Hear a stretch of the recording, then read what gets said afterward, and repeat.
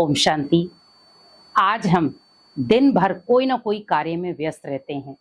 हर कर्म में दुख भी मिलता है तो सुख भी, खुशी भी होती है तो कहीं ना कहीं मन उदास भी हो जाता है। लेकिन मुझे ये ध्यान रखना है कि जब भी मैं अपने घर से निकलता हूँ, घर की दहलीज को क्रॉस करता हूँ, तो मुझे कौन से दो ऐसे कर्म करने हैं जिससे दिनचर्या में मैं खुश भी रहूं और जिससे दिनचर्या में मैं अपने आप को एक सकारात्मक ऊर्जा भी दे सकूं। क्योंकि हम अपने जीवन में बहुत कुछ कर सकते हैं, अपने जीवन को श्रेष्ठ भी बना सकते हैं और आपके जीवन को देखकर अनेक आत्माएं भी खुद को श्रेष्ठ बना सकती हैं। तो कौन से ऐसे कर्म हम करें जो दहलीज के, जब हम अपनी घर की दहलीज से बाहर आएं तो उन कर्मों से आप अनेक मनुष्य आत्माओं की भी मदद कर सकें, और जब वो मनुष्य आत्माएं बदले में आपको कुछ दें तो उससे आपके जीवन में भी एक सकारात्मक बदलाव आए, सकारात्मक ऊर्जा आए। क्योंकि हम बहुत सारे लोगों के साथ डील करते हैं, हमें नहीं पता होता है कि हम जब घर से बाहर निकलेंगे तो कितने लोगों से मिलेंगे। कई बार अनजान लोग भी होते हैं जिनसे कई बार लड़ाई झगड़ा भी हो जाता है, गलत बोल भी निकल जाते हैं, उल्टे कर्म भी हो जाते हैं। व्यक्ति चाहता नहीं है, वो घर से यही सोचकर निकलता है कि आज मैं बेटर करूंगा, कुछ अच्छा करूंगा। और कईयों की लाइफ ऐसी है जो रूटीन में उनकी लाइफ चल रही है, सेम रूटीन में ही वो लाइफ चला रहे हैं और उनकी लाइफ हो जाती है बोरिंग। अपनी लाइफ को थोड़ा इंटरेस्टिंग बनाएं। डेली रूटीन में जो आप कार्य करते हैं उससे हटकर डेली कुछ ऐसी चीज कर दें जहां पर आपको खुद लगे कि इस कर्म से मुझे एक एनर्जी मिली है। क्योंकि हम जो भी कर्म करते हैं, हर कर्म से एक एनर्जी हमें मिलती है और उस एनर्जी को जब हमारा माइंड लेता है तो वो खुद ऊर्जावान बन जाता है। तो जैसे ही आप घर से दहलीज क्रॉस करते हैं, बिल्कुल तैयार हो गए, आपको ऑफिस में जाना है, स्कूल में जाना है या किसी भी कार्य में निकलना है, आप दहलीज से बाहर जब तैयार होकर बाहर निकलें तो पहला कर्म आपको क्या करना है कि आज मेरे मुख से कोई ऐसे बोल ना निकलें जिससे किसी भी आत्मा को हर्ट हो या दुख हो। अटेंशन।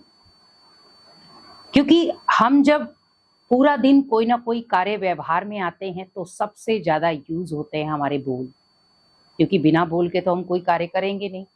तो इसका मतलब जो चीज सबसे ज्यादा इस्तेमाल हो रही है वो है हमारा बोल।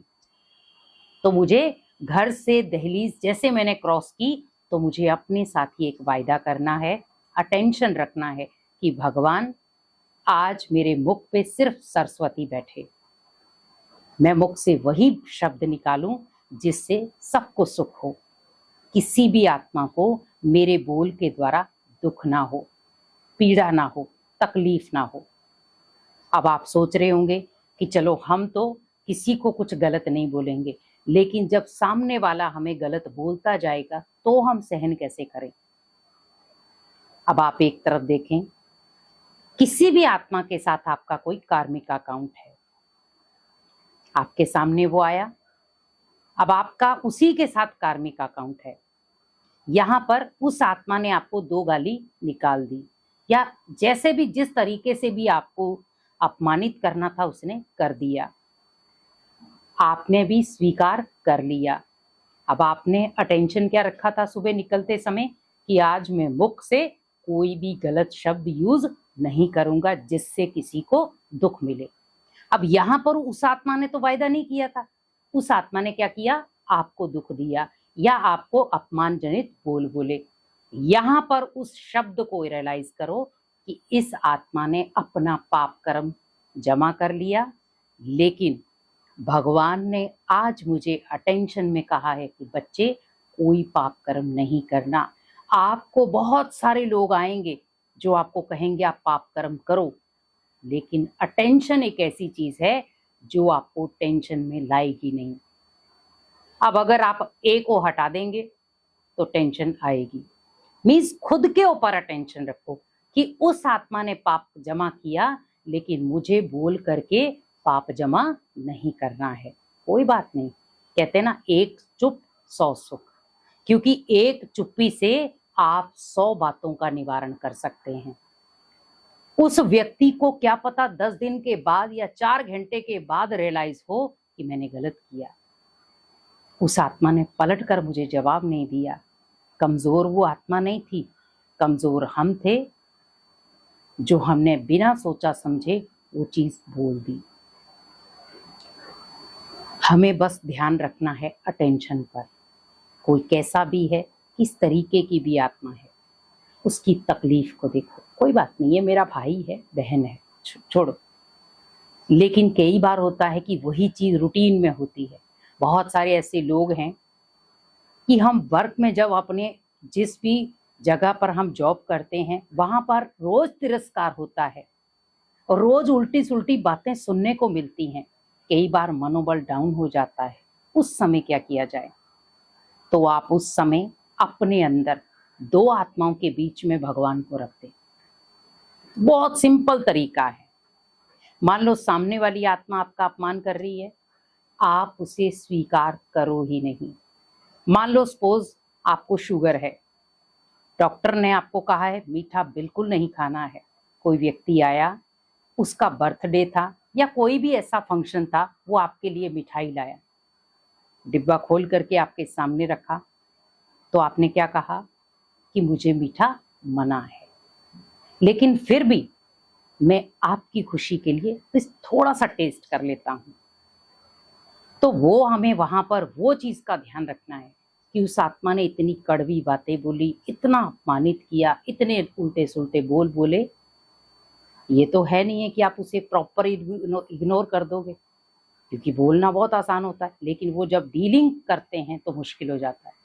तो वहां पर जो बातें आप थोड़ी थोड़ी सुन रहे हैं, तो आप उस समय फील करें कि ये आत्मा बहुत दुखी है, भगवान इस आत्मा को शांति का दान देना।